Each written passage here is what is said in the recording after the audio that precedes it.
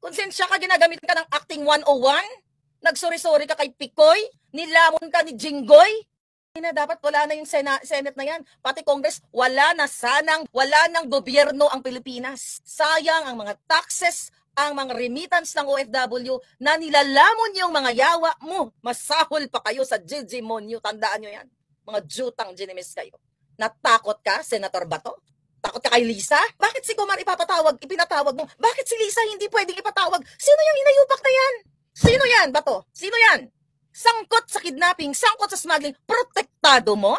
Bato, poprotektahan mo si Lisa? Sangkot sa kidnapping, sangkot sa lahat ng mga kahayupan sa Pilipinas? Sa panggigipit? Anong klase kang Bisaya dong?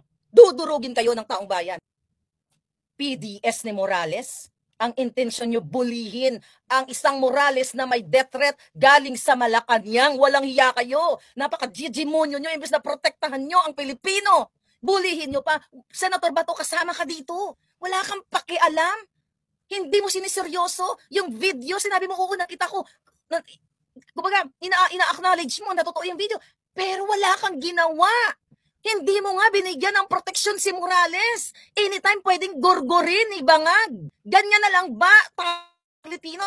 Na, imagine mo, nakita na ng sambayan ng Pilipino na gustong gorgorin at i-bribe si Morales, pero nag-stand siya, tumayo siya, hindi siya pumayag. Walang ginawa ang gobyerno. Ano nga gagawin? Si Bangag ang nagpapatakbo. Ikaw, Senator Bato, sa iyo na lang kami umaasa na itama mo ang mga ginagawang kababuyan nitong mga kasama mo. Di nagpalamon ka ng buo.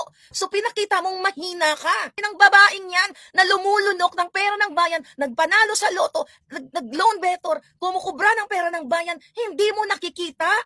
Dahil pare-pareho kayo nakikinabang, ayaw mo siyang ipatawag, siya ang mastermind ng gugurgor. Kung pwede lang, umalis kayo lahat sa Pilipinas, ano?